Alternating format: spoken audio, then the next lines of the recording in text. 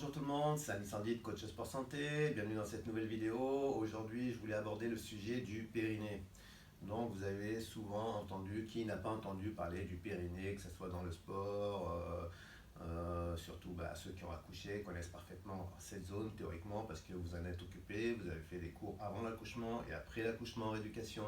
Mais souvent, dans nos cours ou dans les cours, que ce soit en vidéo ou en présentiel, on parle souvent du périnée. Attention, engagez votre périnée, contractez votre périnée sur tel ou tel exercice, pas que forcément sur les abdos, sur des exercices aussi de renforcement musculaire, etc. Donc, le problème c'est que les gens n'ont pas forcément la perception de cette zone, et non seulement la perception, mais aussi de savoir comment est-ce qu'on va le contracter, à quoi je pense. Si je n'ai pas visualisé déjà d'une part cette zone anatomique du corps, si j'ai aucune information sur cette partie de muscles, hein, ce sont quand même des muscles, ça ne va pas marcher. Donc dans un premier temps, c'est d'informer la personne sur la connaissance du périnée, à quoi il sert et comment est-ce que je peux le contracter, quel message je vais faire passer pour que mon corps et mon cerveau puissent passer la commande au niveau de la contraction et travailler de manière efficace. Donc le périnée, c'est quoi? C'est une forme de losange, hein, une sorte de hamac, une partie musculaire qui se situe autour des muscles sphincters qui part du pubis jusqu'au sacrum et qui entoure l'urètre, le vagin et l'anus. Donc cette paroi est là comme une protection, une couche. Moi je vous invite à taper périnée sur Google pour avoir toutes les descriptions vraiment anatomiques et fonctionnelles. Moi je vous mettrai une petite image avec une image où vous allez pouvoir situer rapidement l'anatomie et puis où le périnée se situe au niveau bas, petit bassin, ce qu'on appelle le petit bassin, et aussi ce qu'on nomme le plancher pelvien.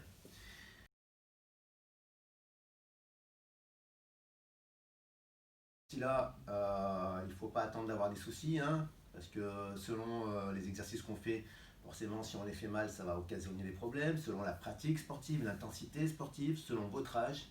On sait bien qu'avec l'âge, c'est comme beaucoup de choses, on va diminuer par exemple les tissus vont se relâcher, donc on aura moins de tonicité musculaire, donc un risque plus important d'avoir des soucis. Et puis lors des abdominaux, on dit engagez votre périnée parce que les organes vont aussi propulser le ventre s'ils sont mal faits, notamment lors des crunchs, la flexion de la colonne va avoir une pousse viscérale vers le bas, notamment en direction du périnée, et puis poser des problèmes d'incontinence. Donc, il faut savoir justement quels abdominaux il faut faire, comment les faire, etc. Aujourd'hui, on voit beaucoup d'abdominaux dans certaines activités qui sont faits de manière assez plus ou moins automatique, sans prendre conscience de toute cette partie du corps qui est importante avant d'avoir des soucis. Alors, je dirais l'image qu'on peut avoir pour déjà visualiser la zone, je vous en ai parlé, la partie basse, et ensuite pour contracter mon périnée, engager mon périnée, on parle de se retenir d'uriner, quand on a envie d'uriner on se retient, on parle aussi de retenir un gaz, contracter l'anus, comme si vous vouliez aspirer le bas vers le haut, on parle du spaghetti, on veut faire, non pas cette fois-ci avec la bouche, mais plutôt avec les muscles sphincters, la partie vaginale ou l'anus, aspirer le spaghetti. Ça fait rire, mais c'est une bonne image, comme si vous vouliez aspirer le spaghetti à l'intérieur de votre ventre. Donc ça marche. Il faut s'entraîner avec la respiration, on va faire quelques petits exercices. Alors pensez-y, on sait que très bien les sports à impact, si on a déjà des soucis, il faut éviter. Sport de tout ce qui est saut, course à pied, etc. Il faut éviter. Préférez les activités plutôt douces, yoga, pilates, natation, vélo, où justement c'est des sports portés, assez doux, on va travailler sur les muscles profonds. Après ça peut être en complément d'autres activités, parce que si vous faites de la course à pied et que vous faites par exemple du pilates ou du yoga, ça va être très complémentaire justement pour solidifier les bases de vos muscles profonds et avoir moins de soucis sur les autres sports qui ont plus de conséquences avec des impacts plus ou moins intenses. Donc voilà pour la partie du périnée où très important de prendre cette partie-là en considération. Et croyez-moi, une fois que vous avez pu justement apprivoiser la contraction, visualiser, etc. Vous savez comment il faut faire. ça va être forcément bénéfique dans la durée. Vous allez avoir justement des muscles beaucoup plus toniques, un périnée beaucoup plus performant, et puis surtout quand vous avez maîtrisé les bons abdominaux, vous allez occasionner forcément moins de problèmes et donc en avoir des problèmes de moins en moins, et s'il y en aura, ça sera beaucoup plus tard, mais en tout cas vous allez ralentir le processus du relâchement du périnée. Donc premier exercice, je vais vous inviter à vous mettre sur le dos. Voilà, sur le dos, tranquillement, jambes fléchies, pieds à plat. Hein. Et là, on va faire une petite respiration, tout simplement. On va rentrer un peu le menton. Et on va essayer de faire une petite respiration thoracique latérale. Hein, c'est la respiration qu'on utilise en pilates. Où à l'inspiration, on va ouvrir les côtes et rentrer le ventre. À l'inspiration, j'ouvre mes côtes, donc j'absorbe le bas vers le haut. Pour l'instant, on ne s'occupe pas du périnée. On essaye de rentrer son ventre, absorber le nombril à l'intérieur, à l'inspiration, et ouvrir les côtes. Inspirez. Pensez à la fermeture éclair, dos neutre. Expirez. Et on commence à refermer les côtes, à serrer le ventre. Et on maintient, inspire, expire, 5 fois en maintenant le ventre rentré.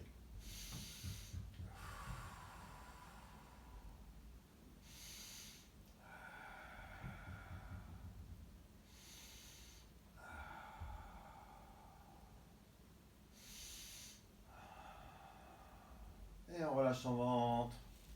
Donc là, on était focalisé plutôt sur la contraction musculaire du ventre. De cette manière-là, déjà, on commence à travailler les muscles profonds. Et autrement, le transverse, je le rappelle, c'est le muscle de la taille, hein, qui fait le tour de la taille, qui vient s'insérer sur les vertèbres lombaires, qui est situé sous le nombril. C'est un muscle qui est aussi important à travailler, un muscle profond qui maintient les organes, qui permet aussi de travailler sur la taille. Donc il ne faut pas l'oublier pour tout ce qui est relâchement au niveau du bas du ventre. C'est un muscle qui va quand même consolider cette partie-là, essayer de galber, de tonifier la partie basse du ventre. Donc là, écoutez, on va reprendre une inspiration. Et à l'expiration, on va essayer d'écraser le sol avec le bas du dos en essayant de basculer le bassin vers le sol. Et commencer à penser au périnée, au plancher pelvien, dont on a évoqué tout à l'heure la partie basse, le petit bassin. À l'expiration, vous allez faire comme si vous alliez retenir un gaz et resserrer, absorber, vraiment aspirer. Je me retiens l'envie de faire pipi. À l'expiration, au moment où j'imprime le sol avec le bas du dos. Inspirez, on ouvre les côtes. Expirez, on resserre tout l'intérieur, les muscles sphincters. Et on maintient la pression au niveau du sol. Inspirez. Expirez. Inspirez, ouvrez les côtes. Ne relâchez pas votre dos. Expirez, écrasez davantage le dos et resserrez l'intérieur. Vagin, anus. Encore une fois, on rentre le menton. Inspirez, ouvre la cage thoracique. Expirez. Et relâchez votre position en dos neutre. On retrouve la neutralité du bassin. Donc ça, c'est des petits exercices, hein. On peut le faire éventuellement avec un petit ballon entre les genoux. On va serrer le ballon, engager l'intérieur, tous les muscles sphincters. À l'expiration, on va essayer d'engager, de contracter le plancher pelvien. Donc, on va faire un petit exercice pour les abdominaux. Hein. Souvent, on entend parler du crunch, on dit que c'est mauvais, on ne fait pas attention, on tire sur la nuque, on relève la tête. Donc on va créer des pressions au niveau des disques intervertébraux, que ce soit au niveau des cervicales, au niveau des disques intervertébraux thoraciques, etc. Et puis du coup on gonfle son ventre, on pousse la masse viscérale vers le bas, qui vient comprimer aussi le périnée et va forcément à un moment donné causer des problèmes d'incontinence. Donc moi je vous propose de relever légèrement la tête, maintenez une petite balle entre le menton et la poitrine et vous êtes au niveau de la pointe des omoplates. Je ramène les deux mains derrière le bas du crâne et on écarte les coudes. On ne doit pas ramener les coudes de chaque côté, on ne doit pratiquement pas les voir. Je garde toujours le menton rentré, essaye de repousser les mains avec la tête en essayant de résister, comme si vous vouliez allonger la nuque. J'ai mon ventre qui est rentré. Je vais utiliser la même respiration que tout à l'heure. On va inspirer, expirer. Pour l'instant, il n'y a pas de mouvement, hein, d'accord? On a déjà décollé un petit peu les omoplates, donc on est en isométrie, on a une position où on ne bouge pas. Les grands droits sont engagés, mais j'essaye aussi de me focaliser sur le transverse partie basse, muscle profond, et en même temps mon plancher pelvien à l'expiration. Inspirez, on ouvre les côtes. Je regarde toujours dans la même direction. Expirez. Donc on visualise, hein, on essaie de prendre conscience de la zone qu'on veut contracter, la contraction volontaire, activer cette zone, et aussi l'intérieur, les muscles sphincters. D'accord? Donc, mon dos neutre, je relève légèrement les omoplates, on repousse les mains, on soulage la nuque. Inspirez, ouvrez la cage thoracique. Expirez. Inspirez. Expirez. Voilà, vous faites ça 15 fois et vous relâchez tranquillement. Donc ça, c'est une manière de faire, hein, plus ou moins difficile selon les personnes. Ensuite, vous pouvez le faire en dynamique, hein, bien sûr. On garde toujours les pieds à plat, jambes fléchies. On peut aussi le faire en chaise renversée. Il y a différentes possibilités, hein. Donc, je relève la nuque. J'ai inspiré, revenir les omoplates au sol. Le nombril est à l'intérieur, hein, c'est-à-dire qu'on absorbe tout, hein, la fermeture éclair, toujours la même chose. Expirez. Inspirez, ne ramenez pas vos coudes. Expirez. Inspirez, je ne creuse pas le dos davantage, hein. Toujours ma cambrure naturelle. Inspirez, expirez. Pas la peine de remonter ou de tirer. Croyez-moi, vous allez sentir vos abdominaux, même avec un petit mouvement, en prenant conscience de justement tous vos muscles qui travaillent, en essayant d'engager vos muscles et votre périnée à l'expiration. C'est pas parce que vous faites des mouvements rapides, dynamiques, que vous allez mieux travailler, au contraire.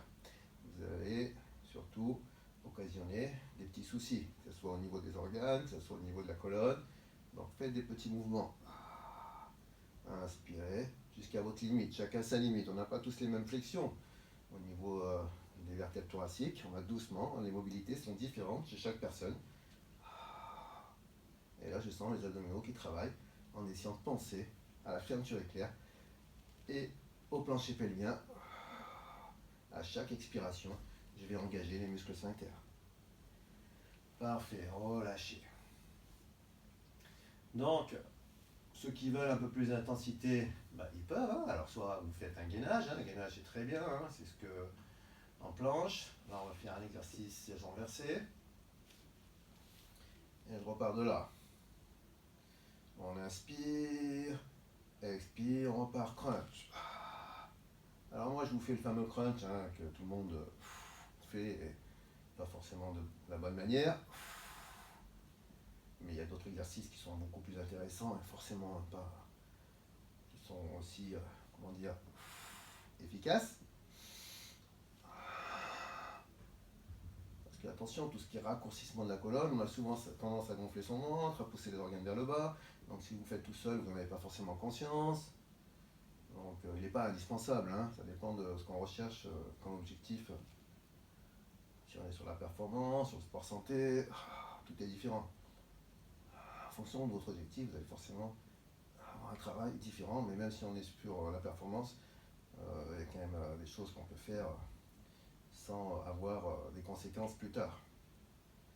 Il faut bien savoir que tous les sportifs de haut niveau ont pas mal de soucis, que ce soit articulaire, musculaire, ostéo-articulaire, etc. Parce qu'ils ont forcé, c'était résultat avant tout, performance.